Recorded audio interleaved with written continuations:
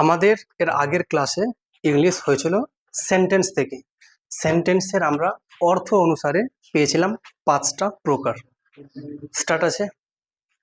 সেই 5টা প্রকার কি কি ছিল? অ্যাসার্টিভ ছিল, ইন্টারোগেটিভ ছিল, ইম্পারেটিভ, এক্সক্লেমেটরি আর অপটেটিভ। কিন্তু কোনো ব্যক্তি এই অপটেটিভকে ভাগ বলে মনে করেন না, এটাকে মনে করেন অ্যাসার্টিভের একটা পার্ট। তাই আমরা এটাকে অনেক সময় ভাগ বলতে পারি, আবার নাও বলতে পারি।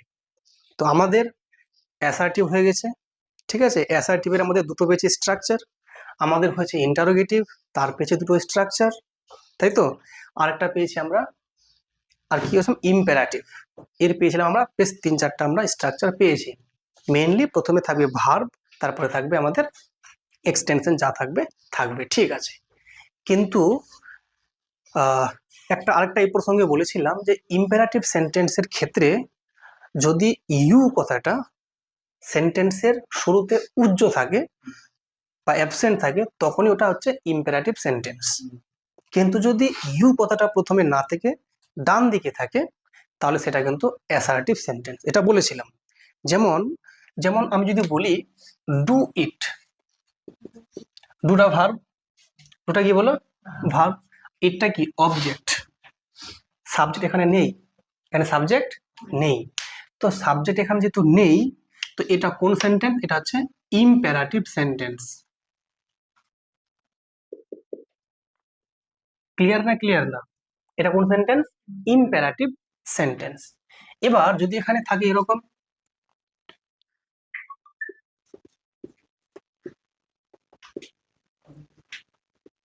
ক্লোজ দ্য ডোর, এটাও কোন সেন্টেন্স? Imperative sentence. তাহলে এগুলো ইম্পারেটিভ কেন? কারণ দেখো, ভার্ব দিয়ে শুরু হচ্ছে। কি দিয়ে বলো? ভার্ব দিয়ে শুরু হচ্ছে। তাহলে যখনই কোনো সেন্টেন্স ভার্ব দিয়ে শুরু হবে, সেটা হয়ে যাবে ইম্পারেটিভ সেন্টেন্স। ভার্ব দিয়ে শুরু হবে, সেটা হবে ইম্পারেটিভ সেন্টেন্স। এই কথাটা পুরোপুরি সঠিক নয়। কেন? এই যে বলছি ভার্ব দিয়ে শুরু আছে, যখন বললাম থ্যাংক ইউ, থ্যাংক তো একটা ভার্ব, থ্যাংক একটা কি বলো? ভার্ব। তো এখানেও তো ওইভাবে দেখো, ভার্ব দিয়ে শুরু হচ্ছে, তো এটাও কি হওয়া উচিত ছিল? Imperative sentence. কিন্তু এটা ইম্পারেটিভ নয়। কেন নয়? দেখো ভালো করে, যখন কোনো সেন্টেন্স ইম্পারেটিভ হবে, তার যে সামনের দিকে জায়গাটা আছে, মানে সাবজেক্টের জায়গাটা, ওখানে অবশ্যই একটা ইউ আছে। কি আছে বলো? ইউ আছে, কিন্তু ওটা উজ্জ্ব আছে, ওটা আমরা দেখতে পাচ্ছি না। এই যে বললাম ডু ইট, এটা করো, কাকে বলছি? তোমাকে বলছি। এর মানে হচ্ছে ইউ ডু ইট। এই ইউটা আমরা লিখি না, ইউটা উজ্জ্ব থাকে বলে এটা হয়ে যাচ্ছে ইম্পারেটিভ সেন্টেন্স। তো যখন বললাম থ্যাংক ইউ, তোমাকে ধন্যবাদ জানাই, তাহলে কে জানাচ্ছে? আমি জানাচ্ছি। তার মানে সামনের দিকে একটা আই আছে।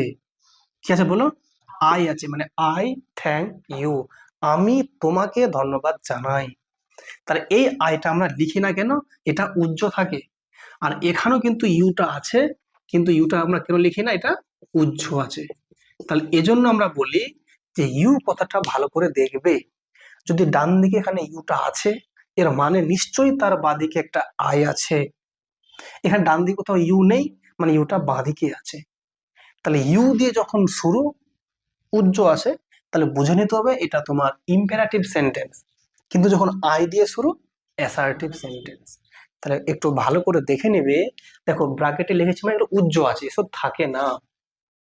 ডু ইট, কোথাও ইউ দেখতে পাচ্ছি না, মানে সামনের দিকে ইউটা আছে লুকিয়ে, ইম্পারেটিভ সেন্টেন্স। ক্লোজ দ্য ডোর, কোথাও ইউ লেখা নেই, মানে ইউটা প্রথমেই আছে লুকিয়ে, মানে you close the door, imperative sentence. কিন্তু থ্যাংক ইউ, এখানে ইউ দেখতে পাচ্ছি, যখন ডান দিকে ইউ আছে, এর মানে বাঁ দিকে ইউ আর নেই, ওখানে আই আছে। তো যখন আই দিয়ে শুরু, এটা অবশ্যই অ্যাসার্টিভ সেন্টেন্স। বুঝলে কি বুঝলে না? বুঝতে পেরেছ? তোমাদের এবার আমি দুটো টেস্ট দিচ্ছি, তোমরা বলবে কোনটা কোন সেন্টেন্স। যেমন, আচ্ছা এটা বললাম, এটা অ্যাসার্টিভ সেন্টেন্স। যেমন বাক্য লেখা আছে, উইশ ইউ হ্যাপি বার্থডে। এটা কোন সেন্টেন্স হবে বলো? অ্যাসার্টিভ। দেখো সামনে কিন্তু একটা আই একটা লুকিয়ে আছে। এই যে নাও ভাবো ইউটা ডান দিকে আছে মানে এটা ইম্পারেটিভ নয়। উইশ ইউ হ্যাপি বার্থডে মানে আই উইশ ইউ এর মানে বোঝাচ্ছে অ্যাসার্টিভ। কিন্তু যদি এমন থাকে উইশ হার হ্যাপি বার্থডে, এটা আবার ইম্পারেটিভ মানে উইশ হার মানে কি তাকে শুভেচ্ছা জানাও। ইউ উইশ হার তুমি তাকে শুভেচ্ছা জানাও। তার সামনে দিকে একটা ইউ একটা কি আছে লুকিয়ে আছে। উইশ হার মানে এটা কি ওকে আমি কমান্ড করছি। উইশ হিম হ্যাপি বার্থডে ওকে উইশ করে দাও সবাই মিলে একটু। ক্লিয়ার না? Happy birthday. ঠিক আছে, তাহলে এই যে ইউটা সামনে মানে ইম্পারেটিভ, শেষে মানে অ্যাসার্টিভ। কোনো সমস্যা নেই আশা করি। ঠিক আছে, পরীক্ষা কিন্তু খুব ভালো করে খেয়াল রাখবে। তো এটা আমাদের তাহলে কমপ্লিট। তাহলে লিখবে কি এটা? আচ্ছা, এটা হচ্ছে আমাদের তাহলে কি বলো ইম্পারেটিভ, এটা হচ্ছে আমাদের সরি এটা হচ্ছে অ্যাসার্টিভ, এটা হচ্ছে ইম্পারেটিভ। লিখবে তো? লিখে না ফটাফট বলো। যদি প্রশ্ন করা হয় থ্যাংক হিম, কোন sentence? Imperative sentence. Thank him, you তো দেখা যাচ্ছে না এখানে, তো ইম্পারেটিভ। ক্লিয়ার না? ক্লিয়ার না? আর থ্যাংক ইউ অ্যাসার্টিভ। আই আছে মানে সামনের দিকে আই আছে, ডান দিকে ইউ আছে। ঠিক বলো, ইন্টারোগেটিভ সেন্টেন্সের স্ট্রাকচার কি ছিল? ইন্টারোগেটিভ সেন্টেন্সের দুটো বলেছিলাম স্ট্রাকচার। একটা হচ্ছিল আমাদের ইয়েস নো টাইপ কোশ্চেন, একটা ছিল আমাদের ডাব্লিউএইচ ওয়ার্ড দিয়ে যে কোশ্চেনগুলো ছিল। তাহলে একটা কোশ্চেন ট্যাগ ছিল, ঠিক? কোশ্চেন ট্যাগটা আমরা পরে আলোচনা করবো বলেছিলাম। তো এবার যদি বলি ইয়েস নো টাইপ কোশ্চেন, তাহলে সেক্ষেত্রে কি ছিল স্ট্রাকচার? প্রথমে থাকবে একটা অক্সিলারি ভার্ব, তারপর থাকবে একটা সাবজেক্ট, তারপরে মেন ভার্ব, তারপরে যা থাকবে এক্সটেনশন। মনে পড়ছে কি পড়ছে না? কিন্তু শেষের দিকে একটা থাকবে কোশ্চেন মার্ক, এটা না দিলে কিন্তু ভুল। ঠিক আছে, এটা ছিল নাম্বার 1। নাম্বার 2 কি ছিল? প্রথমে থাকবে ডাব্লিউএইচ ওয়ার্ড। ডাব্লিউএইচ ওয়ার্ড কারা? হু, হোয়াট, হাউ, হোয়েন, হোয়ার, এগুলো হচ্ছে কি ডাব্লিউএইচ ওয়ার্ড। এরপর কি থাকবে বলে একটা অক্সিলারি ভার্ব থাকবে, মানে বাকিটা সব সেম থাকবে। তারপর কি থাকবে? সাবজেক্ট থাকবে, তারপরে মেন ভার্ব থাকবে, তারপর এক্সটেনশন যা থাকবে, শেষে কোশ্চেন মার্ক। আশা করি মনে আছে। এবার এবার আমাদের এই দুটো সেন্টেন্স থেকে একটা কোশ্চেন দিচ্ছি আমি, তাহলে মানে টেস্ট দিচ্ছি, তোমরা বলবে অ্যান্সার। ঠিক আছে, ভালো করে বুঝো কিন্তু, ভালো করে দেখে নাও যে যদি ইয়েস নো টাইপ হয় অবভিয়াসলি শুরু হবে অক্সিলারি ভার্ব দিয়ে, তারপর সাবজেক্ট ভার্ব যা থাকবে থাকবে। যদি ডাব্লিউএইচ ওয়ার্ড দিয়ে হয় প্রথমে ডাব্লিউএইচ ওয়ার্ডটা বসবে, তারপর এর মতো সেম রুল বসবে। ঠিক আছে, এবার তোমাকে একটা কোশ্চেন দিলাম।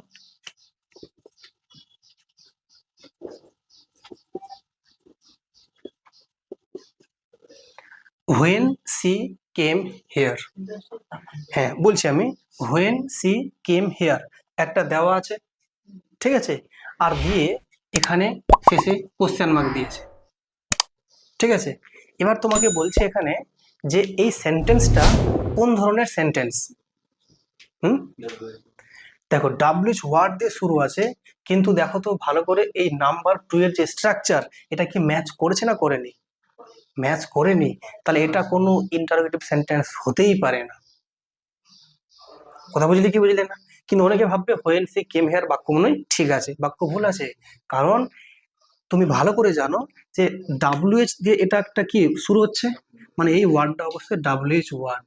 এই ডাব্লিউএইচ ওয়ার্ডের পরে অবশ্যই কি বসবে? একটা অক্সিলারি ভার্ব বসবে। কই ভার্বটা এখানে ডাইরেক্ট ওরা সাবজেক্ট লিখে দিয়েছে, ওরা মেন ভার্ব লিখে দিয়েছে, এক্সটেনশন লিখে দিয়েছে, কিন্তু এই যে অক্সিলারি ভার্বের জায়গাটা ওরা ফিলই করেনি। তাহলে এটা কিন্তু অ্যাসার্টিভ সেন্টেন্স হতে পারে না। ক্লিয়ার না? ক্লিয়ার না? কিন্তু এই বাক্য যদি এমন লেখা থাকতো when did she come here, বলো ঠিক না ভুল আছে? এবার ঠিক আছে, যদি এমন থাকতো ভুল থাকতো আবার। এবার ঠিক হয়ে গেল। বুঝলে কি বুঝলে না? দেখো তো এর যে স্ট্রাকচার ম্যাচ করছে কি করছে না? ম্যাচ করছে কি করছে না? তাহলে তোমরা আশা করি চিনতে পেরে যাচ্ছ কোনটা কোন স্ট্রাকচার অনুযায়ী বসছে। এই দুটো একদম চোখটা বন্ধ করে মুখস্থ করে নিও। ক্লিয়ার? আরেকটা বাক্য দিচ্ছে,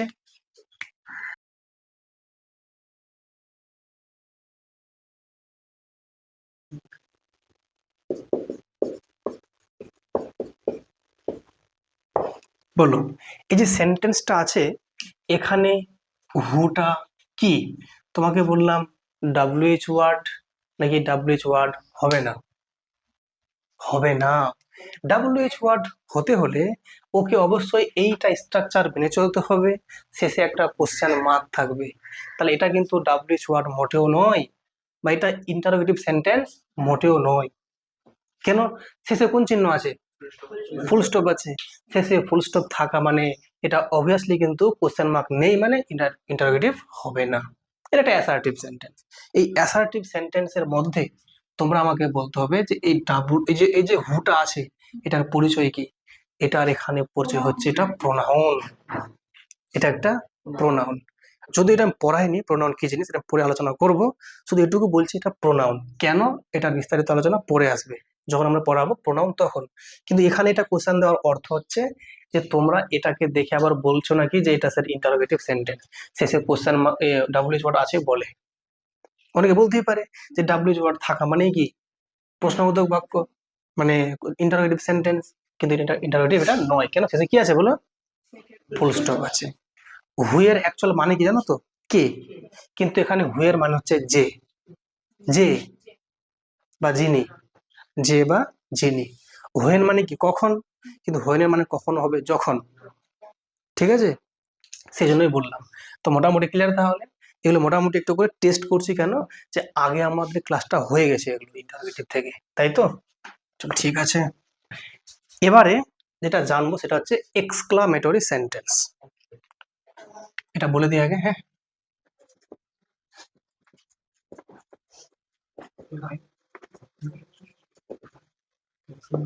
ঠিক আছে, মন দিয়ে বোঝো। আমরা এখন জানবো এক্সক্লামেটরি সেন্টেন্স। এক্সক্লামেটরি সেন্টেন্সের একটা প্রথম যেটা আমাদের চেনার যে উপায়, এক্সক্লামেশন সাইন। এটা হচ্ছে এক্সক্লামেশন সাইন। উপর দিকে টান দিয়ে নিচে একটা ডট থাকবে। ঠিক আছে, ম্যাথে আমাদের যারা ম্যাথ পড়েছো একটা আমাদের সিম্বল থাকবে ফ্যাক্টরিয়াল চিহ্ন। তো সেই ফ্যাক্টরিয়ালের চিহ্ন এটা চিহ্ন একদম হুবহু সেম। কিন্তু আমরা ম্যাথ তো আমরা করছি না, আমরা ইংলিশ করছি। তো ইংলিশ এটা চিহ্নের নাম কি? Exclamation sign. তাহলে এক্সক্লামেটরি সেন্টেন্সের ক্ষেত্রে এক্সক্লামেশন সাইন থাকাটা অত্যন্ত কি জরুরি। এক্সক্লামেশন সাইন, সেটা হচ্ছে এই চিহ্নটা। ফাইন। এবার বক্তব্য হচ্ছে যে এই সেন্টেন্সের যখন আমরা লিখতে যাব তখন কিরকম হবে এর স্ট্রাকচার। এর অনেকগুলো স্ট্রাকচার আছে। যদি প্রথমেই বলি যে এই সেন্টেন্স চেনার কিছু নির্দিষ্ট নিয়ম আছে, কিছু কিছু ইন্টারজেকশন ব্যবহৃত হয়। এবার যেমন তোমরা প্রত্যেকে একটা বাক্যের সঙ্গে পরিচিত, হুররে। এই যে hurray, we have won the match. এটা সকলেই জানো, এটা পরিচিত বাক্য একটা। We have won the match. দেখো we have won the match, যদি এই পার্টটাকে আমরা বাদ দিয়ে দিই, উইটা কি সাবজেক্ট, এটা বলো সাবজেক্ট, এটা আমাদের কি অক্সিলারি ভার্ব, এটা আমাদের মেন ভার্ব, মানে পুরোটা আমাদের ভার্ব আলটিমেটলি। আর এটা হচ্ছে আমাদের কি বলো অবজেক্ট বা এক্সটেনশন বলতে পারে। এখানে অবজেক্ট হচ্ছে বলে অবজেক্ট দিচ্ছি, কিন্তু নাও তো হতে পারতো। ঠিক আছে, ফাইন। তাহলে এই যে সাবজেক্ট ভার্ব অবজেক্ট বা সাবজেক্ট ভার্ব এক্সটেনশন যে পার্টটা আমরা লিখেছি, এটুকু বাদ দিলে কার এটা স্ট্রাকচার? Assertive sentence. তাহলে এই অ্যাসার্টিভ সেন্টেন্সটা লিখে দাও, আর তার সামনের দিকে একটা এক্সক্লামেশন চিহ্ন দিয়ে একটা আমরা ইন্টারজেকশন লিখছি। তাহলে সেটাই হয়ে গেল আমাদের একটা এক্সক্লামেটরি সেন্টেন্স। বুঝতে পারছো ব্যাপারটা? মানে আবেগ সূচক বাক্য, আবেগকে আমরা প্রকাশ করছি। আবেগ কেমন? মানে এখানে আনন্দ, আনন্দ উল্লাস, এখানে কি আনন্দের কথা হচ্ছে এখানে নিশ্চয়ই। তাহলে এই যে হুররে এটা বললাম, তাহলে হুররের পরিচয় কি? এর পরিচয় হচ্ছে এটা একটা ইন্টারজেকশন। এটা হচ্ছে কি ইন্টারজেকশন, মানে এটা কিন্তু এক্সক্লামেশন বা এক্সক্লামেটরি কোনো ওয়ার্ড নয়। বুঝতে পেরেছো? তাহলে তোমরা কি জানলে, যেমন হুররে আছে, যেমন আরো কিছু ওয়ার্ড আছে। যেমন প্রথম বললাম হুররে, এটা চিহ্ন দিলাম। যেমন আছে মনে করো ধরো এলাস। এলাস মানে কি বলতো? এলাস মানে মন মরা ব্যাপার একটা আছে, মনটা খুব দুঃখ, ঠিক আছে, ভারাক্রান্ত, এলাস। ঠিক আছে, আর কি আছে বলো? যেমন হচ্ছে ফাই। ফাই মানে কি বলতো? তুমি কোনো কিছুকে ধিক জানাচ্ছ, মানে একটা তোমার লজ্জার ব্যাপার একটা, এরকম ফাই, ধিক জানাই, ধিক্কার, হ্যাঁ, সেম। ঠিক আছে, এটা হচ্ছে ফাই। ওকে, আর হচ্ছে যেমন কি বলো, যেমন মনে করো হাস, HUSH, হাস। হাসে মানে হচ্ছে কি বলতো? চুপ, এরকম বলি আমরা, চুপ, কেউ একজন আসছে, এ কিছু একটা হচ্ছে, এটা হচ্ছে তাহলে কি চুপ। এই যে হুররে, এলাস, ফাই, হাস, এরকম আরো অনেকগুলো আছে। যদি এরকম কিছু থাকে ওয়ার্ড, এই ওয়ার্ডগুলো কি বললাম ইন্টারজেকশন, তাহলে বুঝে নিবে ওটা কি অবশ্যই এক্সক্লামেটরি সেন্টেন্স। ফাইন। তবে কি বুঝবে? এই সমস্ত ওয়ার্ডগুলো থাকবে, তারপর কি থাকে বলো? প্লাস অ্যাসার্টিভ সেন্টেন্স, যার একটা এক্সাম্পল আমরা এখানে পেয়ে গেলাম। তো এটা হচ্ছে ফার্স্ট স্ট্রাকচার।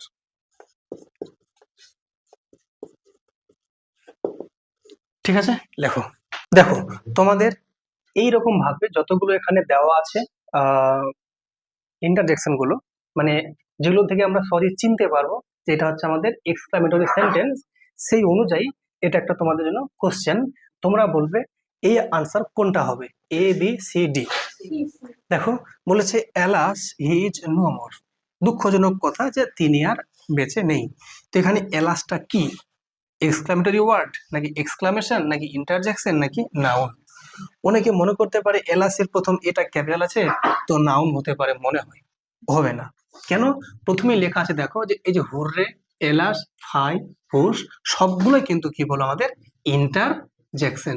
এটা যদি ইন্টারজেকশন হয় তাহলে এখানে অবশ্যই আনসার হয়ে যাবে অপশন সি হচ্ছে কারেক্ট। ঠিক আছে, কিন্তু ম্যাক্সিমাম ক্ষেত্রে কি হয়, এটা চিহ্ন আছে, কিচ্ছু দেখবে না, এক্সক্লামেটরি ওয়ার্ড করে বসে থাকবে। প্রথম অপশন দেখতে পেয়েছে আর মানছে না, মেরে চলে এসছে। ভুল কথা বুঝলে, কি বুঝলে না? এক্সক্লামেটরি সেন্টেন্সের ভেতরে লুকিয়ে আছে ইন্টারজেকশন। হ্যাঁ, আবার বলবো? আমি বললাম এই যে সেন্টেন্সটা দেওয়া আছে এলাস ইজ নো মোর, এই সেন্টেন্সটা দেখে অনেকে মনে করতে পারে যে এটা চিহ্ন তো এক্সক্লামেশন চিহ্ন, তাহলে অবশ্যই এটা কিন্তু এক্সক্লামেটরি ওয়ার্ড বলে মনে করতে পারে, দিয়ে অপশন এ করে চলে এসছে পরীক্ষায়।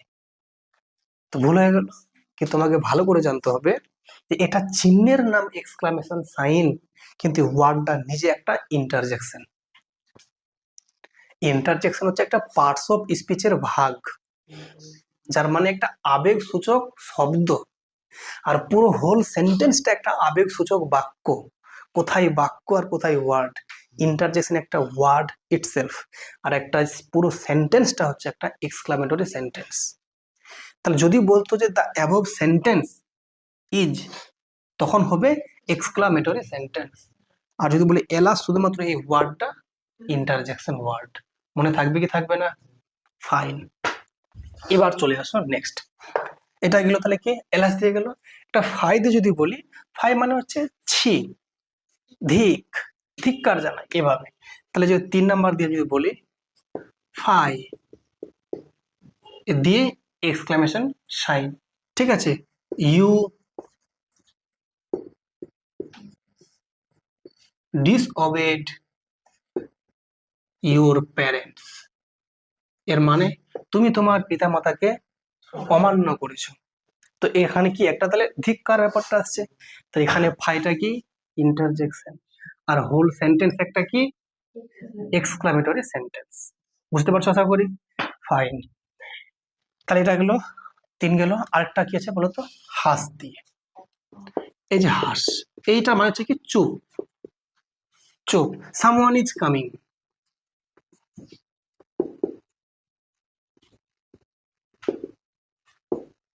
ঠিক আছে, দেখো মানে এটা কিন্তু অ্যাসার্টিভ, এটুকু দিয়ে হয়ে গেল এক্সক্লামেটরি। তাহলে চিন্তা কোনো সমস্যা নেই।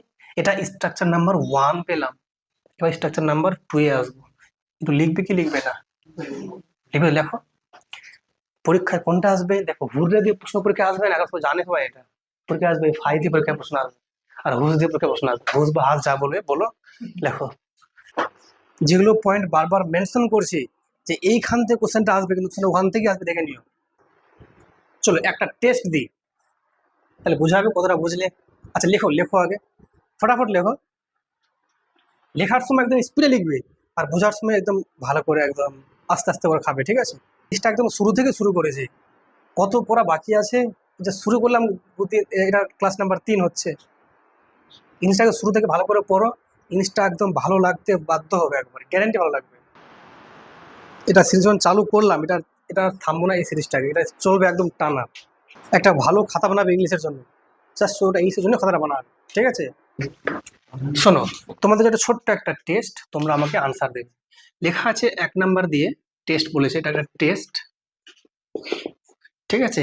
হ্যাঁ, টেস্ট লিখতে গিয়ে আবার এটা লিখে ফেলো না, স্যার টেস্ট লিখেছি স্যার, খেতে অনেক টেস্ট, এটা লিখে ফেলো না আবার। এটা হচ্ছে স্বাদ গ্রহণ করা, এটা স্বাদ, আর এটা হচ্ছে টেস্ট, মানে পরীক্ষা নিচ্ছে আমি, ওকে?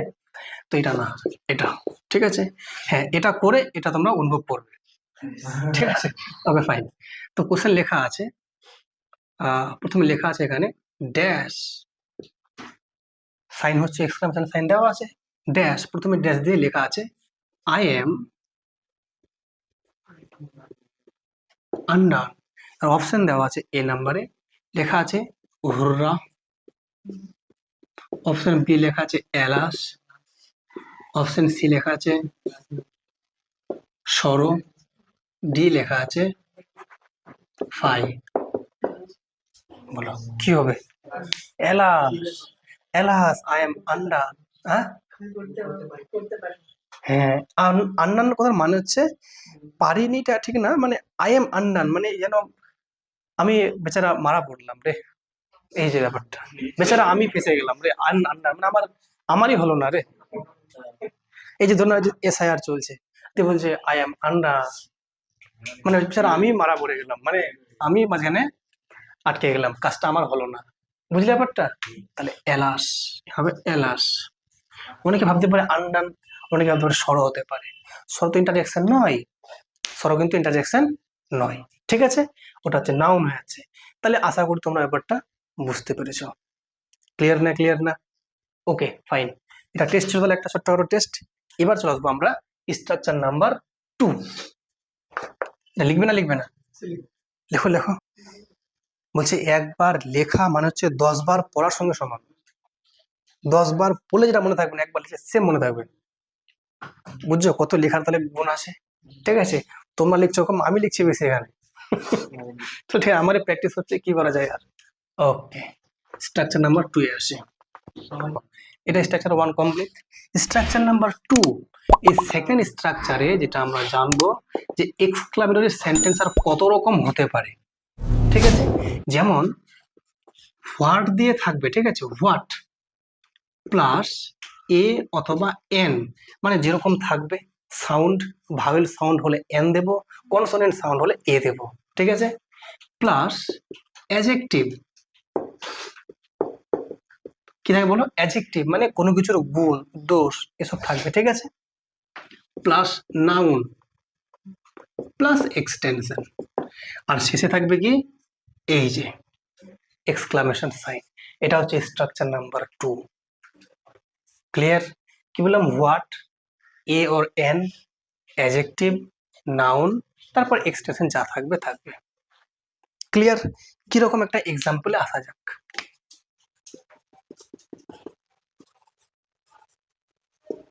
What a beautiful sight, what a beautiful sight দিয়ে এটা দেওয়া আছে। মানে কি বলতো?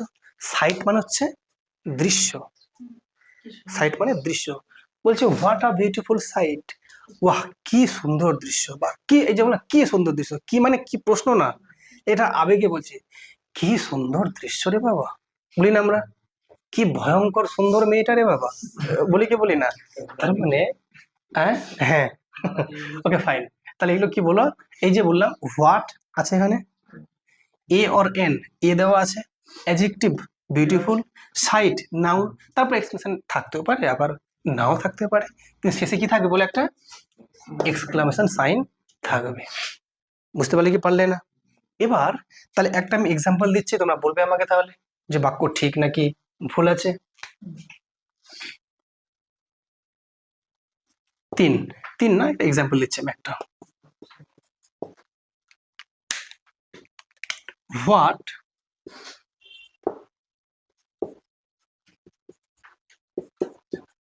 টকেটিভ গার্ল ইজ, বাক্য ঠিক না ভুল আছে? কি ভুল আছে? এই যে সব ঠিক ছিল কিন্তু এ এন দিয়েই নি এখানে। হোয়াট এ টকেটিভ গার্ল, আর এটা না, এটা এটা এটা চিহ্ন আছে, এটা চিহ্ন ছিল, তবু ভুল আছে। হোয়াট এটাকে বলবে, হোয়াট এ টকেটিভ গার্ল, তাই তো, বা হোয়াট এ টকেটিভ গার্ল, এখানে ইজ না বলে সি ইজ, এটা হতে পারতো। What a talkative, what a talkative girl she is, বা simply what a talkative girl. কি বাচাল মেয়ে রে বাবা! টকেটিভ মানে কি? বাচাল, যে বেশি কথা বলে। কি বাচাল মেয়ে রে বাবা! ঠিক আছে, ঠিক না? ক্লিয়ার না? ক্লিয়ার না? Okay fine. ওকে চলো, দেখো এক্সাম্পল গুলো খুব ভালো মিলছে নাকি? ওকে চলো ঠিক আছে, তাহলে এটা তাহলে নাম্বার 2 হলো ক্লিয়ার, তাহলে এক্সটেনশন পর্যন্ত এটা কমপ্লিট না? দেখো দেখো number 3 structure,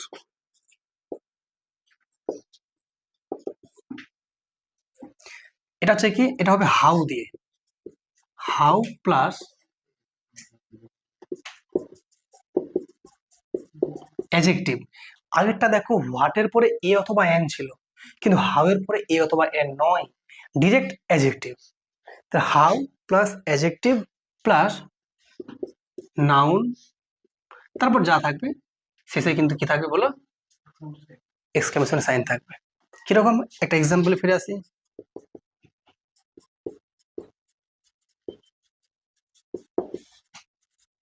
how beautiful the girl is. দেখো হাউ এর পরে কিন্তু কোনো রকম এ বা এন নয়, হাউ এর ডিরেক্ট কি বলো, বিউটিফুল আছে, মানে অ্যাডজেক্টিভ, এটা একটা সুন্দর। বিউটিফুল মানে কি বলো, সুন্দর। হাউ এর পরে ডিরেক্ট কি থাকবে, দেখো অ্যাডজেক্টিভ থাকবে, তারপরে নাউন দ্য গার্ল আছে এখানে, তারপর কি আছে বলো, ইজ দিয়ে শেষ করতে পারি। তাই the how beautiful the girl is. Clear না? ক্লিয়ার না? তাহলে এই দুটোর মধ্যে খেয়াল রাখবে, হোয়াট থাকলে এ অথবা এন অবশ্যই থাকবে, আর হাউ থাকলে এ এনটা থাকবে না। ঠিক আছে, এরকম থাকতে পারে এক্সাম্পলে।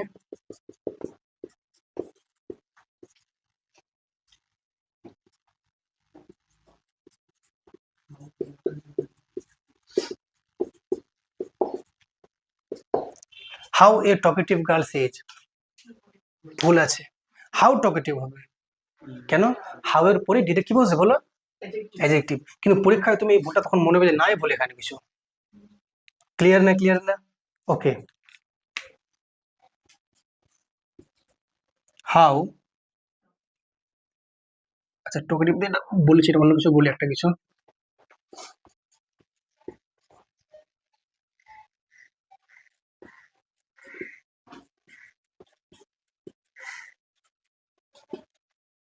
কি লেখা যায় বলো, হাউ ফাস্ট সি স্পিক্স, মানে সে কত দ্রুত কথা বলে।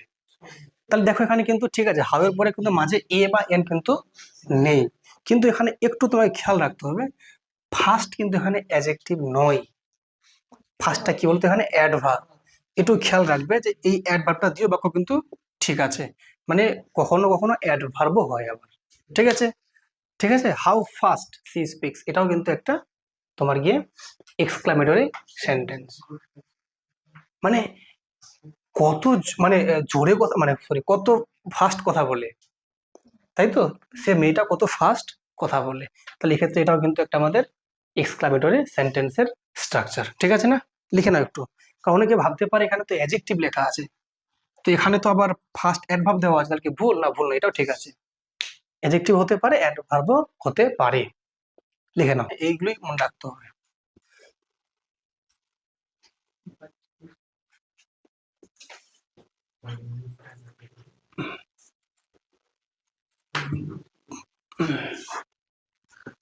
হয়েছে।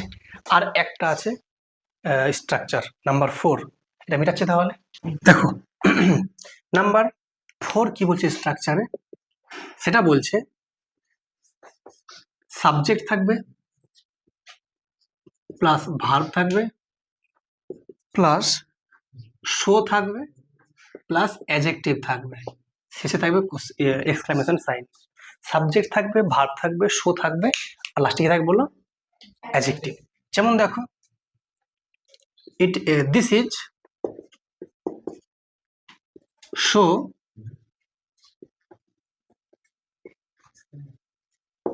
Amazing, this is so amazing. দেখো সাবজেক্ট আছে দিস, ভার্ব হচ্ছে ইজ, শোটা আছে adjective, this is so amazing, কোন চিহ্ন বলো, এক্সক্লামেশন সাইন। এটা এক্সাম্পল 1 গেল। আমি আরো বলতে পারি দিস ইজ সো বিউটিফুল, কি বলা যাবে কি যাবে না, দিস ইজ সো বিউটিফুল, এটাও কিন্তু দেখো সাবজেক্ট ভার্ব শো অ্যাডজেক্টিভ মিলছে। তাহলে এই স্ট্রাকচারটা একটু কষ্ট করে খেয়াল রাখবে, এটা যদি রাখতে পারো মনে, তাহলে সেন্টেন্স আমাদের কমপ্লিট। ঠিক আছে, এবার চলে আসবো আমরা অপটেটিভ। ঠিক আছে, বোঝো ভালো করে। অপটেটিভ,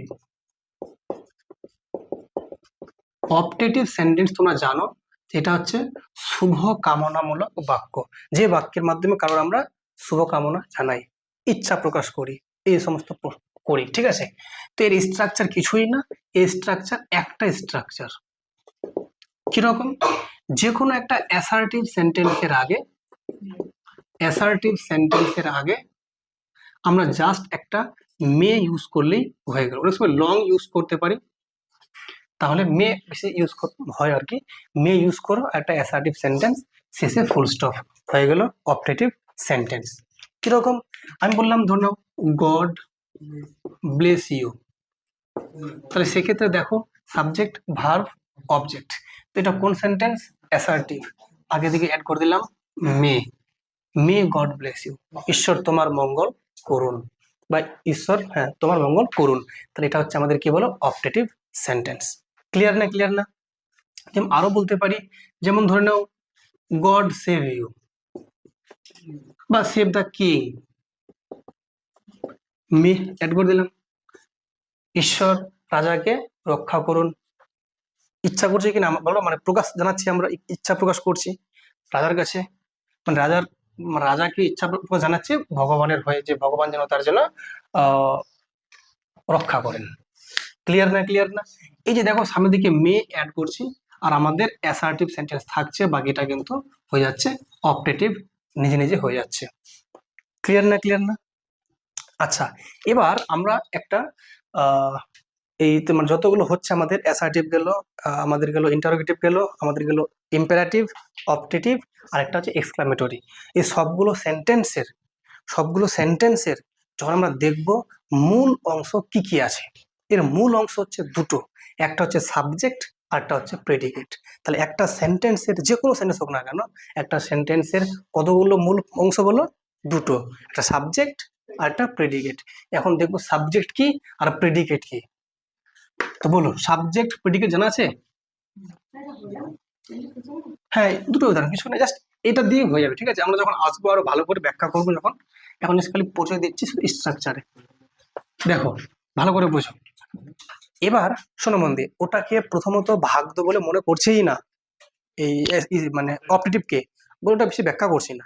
দেখো এখন দেখবো সাবজেক্ট অ্যান্ড প্রেডিকেট। তোমরা বলো সাবজেক্টের মানে কি? সাবজেক্টের মানে হচ্ছে উদ্দেশ্য, আর প্রেডিকেট মানে কি বলো, বিধেয়। এ তো পিওর বাংলা হয়ে গেল, দরকার নাই বাংলা, আমরা আগে বুঝবো জিনিসটা কি। সাবজেক্ট মানে হচ্ছে কোনো একটা বাক্য যার ব্যাপারে বলছে, বেরোবে চাও তাহলে ঠিক আছে। দেখো হ্যাঁ, একটা সাবজেক্ট মানে হচ্ছে কোনো একটা সেন্টেন্সে যাকে উদ্দেশ্য করে কোনো কিছু বলা হয় বা যার ব্যাপারে বলা হয় তাকে বলে সাবজেক্ট। একে ইংলিশে বলে ডুয়ার অফ দ্য অ্যাকশন। কোনো একটা অ্যাকশন যে সম্পন্ন করছে তার নাম সাবজেক্ট। ক্লিয়ার না? ক্লিয়ার না? খুব মন দিয়ে বোঝো। তাহলে সাবজেক্ট মানে কি বললাম? ডুয়ার অফ দ্য অ্যাকশন। এর মানে হচ্ছে ওই অ্যাকশনটা যে সম্পন্ন করছে তার নাম হচ্ছে সাবজেক্ট। সিম্পল বাংলায় বলে কর্তা বলতে পারি। কর্তা মানে যে কাজটা সম্পন্ন করছে। আর বিধেয় মানে কি? ওই কর্তার ব্যাপারে যেটা বাড়তি তথ্য দেওয়া হয়। তাহলে কর্তার বিষয়ে বা কর্তার ব্যাপারে বাড়তি তথ্য, সেটাই আমরা কি বলবো? বিধেয় বা প্রেডিকেট। কথা ক্লিয়ার না? ক্লিয়ার না? এবার আমি একটা এক্সাম্পল দিচ্ছি। Example 1, she reads a story. খুব মন দিয়ে বোঝো, সি রিডস এ স্টোরি। তাহলে এখানে সিটা কি? এই যে রিড মানে কি পড়া, পড়ছে। তাহলে সে একটা গল্প পড়ছে। তাহলে এখানে এই যে গল্প পড়ার কাজটা কে সম্পন্ন করছে? সি। তাই এ থাকে কি ডুয়ার অফ দ্য অ্যাকশন, মানে অ্যাকশনটার ডুয়ার মানে কি কর্তা, কে কাজটা করছে? সি করছে। তাহলে এটা হচ্ছে সাবজেক্ট। আর বাকি যে অংশটা রিডস এ স্টোরি, একটা গল্প পড়ছে, এটা ওর সম্পর্কে বাড়তি তথ্য দিচ্ছে। মানে সে যে আছে তার ব্যাপারে বাড়তি তথ্য হচ্ছে একটা গল্প পড়ছে। এটা হয়ে গেল আমাদের প্রেডিকেট। আর এটা হচ্ছে সাবজেক্ট। ব্যাপারটা বোঝা গেছে না? যায়নি? কিন্তু যদি এই সেন্টেন্সটাকে আমি আরেকটু যদি ঘুরিয়ে লিখে দিই, তোমরা কিন্তু আর পারবে না। কিরকম? She reads a story book in the library. বলো সাবজেক্ট কোনটা, কোনটা predicate?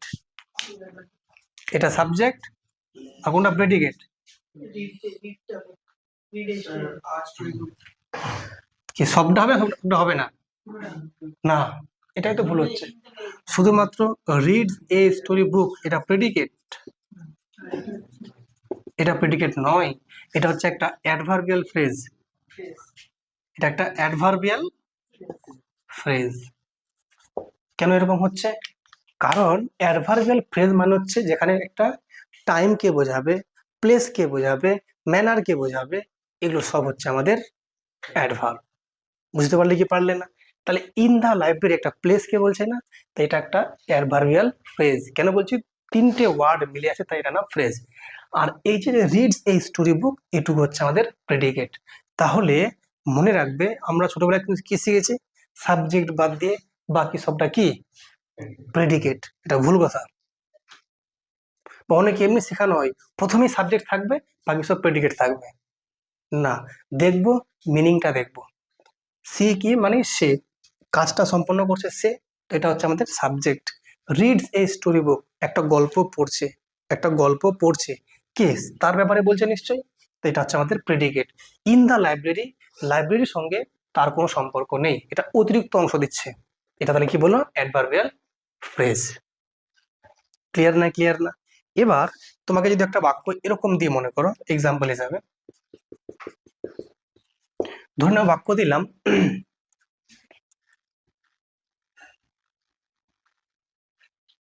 here is the book। কি বললাম? here is the book, মানে এখানে বইটা আছে। বলো দেখি এখানে কোনটা তাহলে সাবজেক্ট আর কোনটা প্রেডিকেট? তাহলে কি বল, দা বুকটা কি এখানে?